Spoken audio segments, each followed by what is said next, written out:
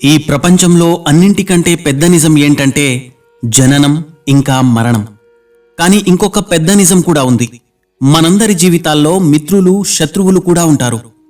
మిత్రుడు మనకు తోడుగా ఉంటాడు, అలాగే మనల్ని ఈ ప్రపంచంలో అత్యున్నత శిఖరాలకు తీసుకుని వెళ్తాడు. అదే శత్రువైతే ఏ క్షణాన్నైనా ఎంతటి శిఖరం నుంచైనా మనల్ని కిందకు తోసేస్తాడు. ఇక్కడ విచిత్రమైన విషయం ఏంటంటే మనమే స్వయంగా మనతో పాటు వాళ్లను తీసుకుని వెళ్తాం, మనమే వాళ్ళని పోషిస్తాం. అదెలా? ముందు ఆ శత్రువులు ఎవరో, మిత్రుడెవరో తెలుసుకోవాలి. మీ మనసే మీకు అన్నీ, ఇంకెవ్వరూ కాదు. ఈ మనస్సు మిత్రుడెప్పుడవుతాడు అంటే అది సమతుల్యంగా ఉన్నప్పుడు, నియంత్రణలో ఉన్నప్పుడు, పవిత్రతతో ఉన్నప్పుడు. ఒకవేళ ఇదే మనసు గనక నియంత్రణ కోల్పోయినట్లయితే, ఇక అదే మనసు మిమ్మల్ని తన నియంత్రణలోకి తీసుకున్నట్లయితే అదే మీకు పెద్ద శత్రువు అవుతుంది. అందుకే ఈ మనస్సు మీద నియంత్రణ కలిగి ఉండడం నేర్చుకోండి. దాన్ని సమతుల్యంగా ఉంచడం నేర్చుకోండి. అప్పుడు మీకు ఎలాంటి మిత్రుడు దొరుకుతాడంటే అతడు మిమ్మల్ని ఈ ప్రపంచపు ఉన్నత శిఖరాలకు చేరుస్తాడు. మన ప్రతి ఒక్కరి జీవితంలో ఒక లక్ష్యం ఉంటుంది. దాన్ని మనందరం చేరుకోవాలనుకుంటాం. మన మధ్య పోటీ కూడా ఉంటుంది, ఎవరా లక్ష్యాన్ని అత్యంత త్వరగా చేరుకుంటారని. ఇక అందుకోసం మనందరం త్వరగా ముందుకెళ్లడానికి ప్రయత్నిస్తూ ఉంటాం. పెద్ద పెద్ద అడుగులు వేస్తాం, త్వరగా నడుస్తాం. ఎందుకంటే త్వరగా లక్ష్యాన్ని చేరుకోవడానికి. కానీ ఒక అత్యంత ముఖ్యమైన విషయం ఏమిటంటే లక్ష్యం ఎప్పుడూ మనకు దగ్గరగా ఉండదు. ఒక్కోసారి దాన్ని వెతకాల్సి ఉంటుంది. ఆ యాత్ర కూడా చాలా కఠినంగా కూడా ఉండవచ్చు. అందుకే కేవలం ఈ కారణంతోనే మనం వేగంగా నడవడం, తొందరగా వెళ్లడం ఒక్కటే ముఖ్యం కాదు. దానికంటే ముఖ్యమైనది ఏమిటంటే ఆలోచించి అర్థం చేసుకుని ముందుకు వెళ్లడం. ఆలోచించి అర్థం చేసుకుని వేసే ఒక్క అడుగైనా సరే ఆ అడుగు ఎంతో ఉత్తమమైనది అవుతుంది. ఎప్పుడు ఎక్కడ మలుపు తిరగాలి, ఎప్పుడు ఎక్కడ మలుపు తిరగకూడదు, ఎప్పుడు వేగంగా ప్రయాణం చేయాలి, ఎప్పుడు చేయకూడదు, ఎప్పుడు ఆగాలి, ఎప్పుడు ఆగకూడదు, వీటన్నింటి జ్ఞానం సంపాదించడం కూడా అత్యంత అవసరం. ఆలోచనలతో పాటుగా వెళ్లడం ఎంతో అవసరం. అందుకే కేవలం వేగంగా వెళ్లటం కాదు, ఆలోచించి అర్థం చేసుకుని వెళ్లడం అలవాటు చేసుకోండి. మనిషి ఈ ప్రపంచంలోకి ప్రవేశించినప్పుడు అంటే పుట్టినప్పుడు నిశ్చింతగా ఉంటాడు, ప్రశాంతంగా ఉంటాడు. కానీ ఎప్పుడైతే తనకు ఊహ తెలుస్తుందో అప్పుడు బెంగపడ్డం మొదలు పెడతాడు. భవిష్యత్తు గురించి బెంగ, తన చేతుల్లో ఏమేం లేవో వాటి గురించి బెంగపడుతూ ఉంటాడు. పెద్దవాడవుతాడు, వివాహం చేసుకుంటాడు, సంసారం ప్రారంభిస్తాడు. తర్వాత బెంగలోనే మునిగిపోతాడు. ఏం ఆలోచిస్తాడంటే నా కుటుంబం, దీన్ని నేను చూసుకుంటున్నాను కదా, నేను ఈ లోకంలోంచి వెళ్ళిపోయినప్పుడు అప్పుడు నా కుటుంబాన్ని ఎవరు చూసుకుంటారు అని.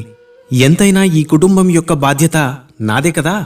సరే, మిమ్మల్ని ఒక ప్రశ్న అడుగుతాను. ఈ ప్రపంచంలోకి రాకముందు మీరు మిమ్మల్ని ఈ ప్రశ్న అడిగారా, లేదా ఇలా ఆలోచించారా? నేను లేకుంటే ఈ ప్రపంచం ఎలా సాగుతుందని ఆలోచించలేదు. అంటే మీరు దీని గురించి బెంగపడ్డం సరైంది కాదు. మీరు ఈ ప్రపంచంలోంచి వెళ్ళిపోయినప్పుడు ఏం జరుగుతుందని. మీరు లేనప్పుడు అప్పుడు కూడా ఈ ప్రపంచం సాగింది. అలాగే మీరు ఈ ప్రపంచం నుంచి వెళ్ళిపోయినప్పుడు అప్పుడు కూడా ఈ ప్రపంచం సాగుతూనే ఉంటుంది. దేనివల్లైనా ప్రభావం పడుతుంది అంటే అది మీ వర్తమానంలోని చేసే పనుల వల్ల. ఈరోజు మీరేం చేస్తారో, ఎవరికి మేలు చేస్తారో, ఎవరికి ప్రేరణ కలిగిస్తారో, ఎవరికి సహాయం చేస్తారో, మీరు ఉదాహరణగా మారతారో, మీరు ఏ ముద్రైతే ఈ ప్రపంచంలో వదిలేసి వెళ్తారో దాన్నే ఈ ప్రపంచం గుర్తుంచుకుంటుంది. అంతే. మంచి పనులు చేయండి, పురుషార్థం చేయండి. జీవితంలో 3 విషయాలున్నాయి, 3 వస్తువులున్నాయి. వాటికి మీరెప్పుడూ వశమైపోకూడదు. మొదటిది ధనం. ఈ ధనాన్ని మీరు ఉపయోగిస్తున్నంత వరకు, అది మీకు ఉపయోగపడుతున్నంత వరకు అంతా బాగుంటుంది. ఆ ధనం మీ విషయంలో అమృతమే. కానీ ఆ ధనమే ఎప్పుడైతే మిమ్మల్ని ఉపయోగించడం మొదలు పెడుతుందో అప్పుడిక మీ అంతం ప్రారంభమైపోయిందనుకోండి. రెండో విషయం గడిచిపోయిన గతం. మీరు ఏమైనా చేయండి, దాన్ని ఎప్పటికీ మార్చలేరు. ఇక ఈ నిజం కూడా మీకు తెలుసు. కానీ మనం దాని వశమైపోతూనే ఉంటాం. ఇక వశమైనప్పుడు ఈ ప్రపంచంలో మనం ఎక్కడికి వెళ్ళినా సరే, ఎంత పెద్ద సుఖం అనుభవించినా సరే అందులో కూడా మనం చేదుతనాన్నే అనుభూతి చెందుతాం. మూడో విషయం, మీ చుట్టుపక్కల వాళ్ళు వివిధ రకాల వారుంటారు. వాళ్లకు భిన్నమైన ఆలోచనలుంటాయి, భిన్నమైన దృష్టికోణం ఉంటుంది. ఒకవేళ మీరు వాళ్ళ వశమైపోయారు అంటే ఒకరు ఇది చేయి బాగుంటుందంటారు, ఇంకొకరు ఇది చేయకు అది చేయి బాగుంటుందంటారు, ఇంకొకరేమో ఈ 2 చేయకు ఇంకొకటి చేయి బాగుంటుంది అంటారు. ఈ మాటల్లో మీరు ఏ రకంగా చిక్కుకుపోతారు అంటే చివరికి మీరు లక్ష్యం లేని వారైపోతారు. కనుక ఈ 3 విషయాలలో జాగ్రత్తగా ఉండండి. ఒకవేళ దేన్నైనా వశం చేసుకోవాలి అనుకుంటే అప్పుడు మీరు ఈ రోజుని వశం చేసుకోవాల్సి ఉంటుంది. ఈ వర్తమానాన్ని వశం చేసుకోవాలి. ఇది అవసరం. ఇది ఆలోచించండి. ఈ సమయాన్ని నేను ఎలా సద్వినియోగం చేసుకోవాలి, ఈ సమయం మీద నేనెలా పట్టు సాధించాలి, నేను భవిష్యత్తులో పశ్చాత్తాపం పడలేని పనులు ఎలా చేయాలి అని, అలాగే ఈ ప్రపంచం నా కారణంగా ఎలా గర్విస్తుంది అని. అలాంటి పనులు చేయండి. ఒకవేళ మీరు ఇది నేర్చుకున్నారు అంటే మిమ్మల్ని మీరు నిజంగానే అదృష్టవంతుడిలా మార్చుకోగలరు. మనిషి జీవితం అంటేనే ఒక యాత్ర. ఇక ప్రతి ఒక్కరి జీవిత యాత్రకు లక్ష్యం భిన్నంగా ఉంటుంది. ఇప్పుడు మనసులో ఒక ప్రశ్న ఉదయిస్తుంది, జీవితం ముఖ్యమైనదా లేక ఈ యాత్ర ముఖ్యమైనదా అని.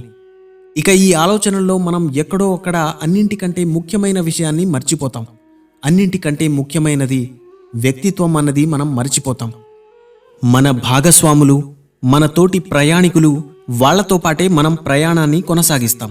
వాళ్ళు చాలా ముఖ్యమైన వాళ్ళు. మీరే స్వయంగా చూడండి, మేఘాల నుంచి వర్షపు చినుకు పడినప్పుడు దాని లక్ష్యం ఏమిటంటే భూమి. దాని యాత్ర మొత్తం గాలిలోనే కొనసాగుతుంది. కానీ దానికి భాగస్వామి ఎవరు దొరుకుతారో అనే దాని మీదే చాలా ఆధారపడి ఉంటుంది. మీరే చూడండి. ఒకవేళ దానికి ముత్యపు చిప్ప భాగస్వామిగా దొరికితే, ఒకవేళ అది ఆల్చిప్ప నోట్లో పడిందంటే అది ముత్యంగా మారుతుంది. అప్పుడు లక్ష్యం ఏమవుతుంది? ఈశ్వరుని ఆభరణం. అదే ఒకవేళ వర్షపు చినుక్కి సర్పం తోడు దొరికింది అనుకోండి, అది వెళ్ళి సర్పం నోట్లో పడితే అప్పుడది విషంగా మారుతుంది. ఇక అప్పుడు లక్ష్యం ఏమవుతుంది? ఒకరి ప్రాణాలను తీయటం.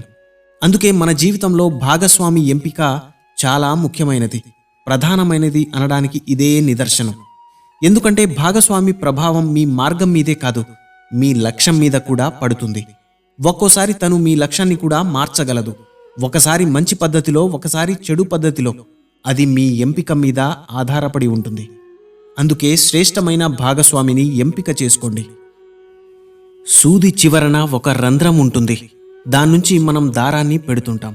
ఆ తర్వాత ఈ సూది సహాయంతో దారం బట్టలను కుడుతుంది. కానీ ఈ దారం ఒకవేళ తిన్నగా లేకుంటే ఈ రంధ్రంలోకి ఎప్పటికీ ప్రవేశించలేదు. అలాగే దారానికి ఏదైనా ముడి ఉంటే రంధ్రంలోకి ఎప్పుడూ ప్రవేశించలేదు. సరిగ్గా ఇదే విధంగా ఒకవేళ మీరు ఎవరి జీవితంలోకైనా ప్రవేశించాలి అనుకుంటే, ఎవరి మనసులోకైనా ప్రవేశించాలి అనుకుంటే మీ మనస్సు కూడా తిన్నంగా ఉండాల్సి ఉంటుంది. అందులో ఎలాంటి ముడి ఉండకూడదు. అంటే మనసులో ఎలాంటి మైల ఉండకూడదు, ఎలాంటి చెడు ఆలోచనలు ఉండకూడదు. ఒకవేళ ఉంటే మీరు ఎప్పుడూ ఎవరి జీవితంలోకి ప్రవేశించలేరు. ఒకవేళ పొరపాటున మీరు ప్రవేశించినా కూడా తన మనస్సులో ఎప్పటికీ నివాసముండలేరు. మిమ్మల్ని దారంలాగా మార్చుకోండి. తిన్నగా మనసులో ఎలాంటి చెడు ఆలోచనలు ఉండకూడదు. అందరి గురించి మనసులో మంచి భావాలు ఉండడం మంచిది, మంచి ఆలోచనలు ఉండడం మంచిది. అలా చేస్తూ వెళ్ళండి. ఒకరోజు ఎలాంటి రోజు వస్తుందంటే ఆ రోజు మీరు మొత్తం ప్రపంచం మనసులో నివాసముంటారు.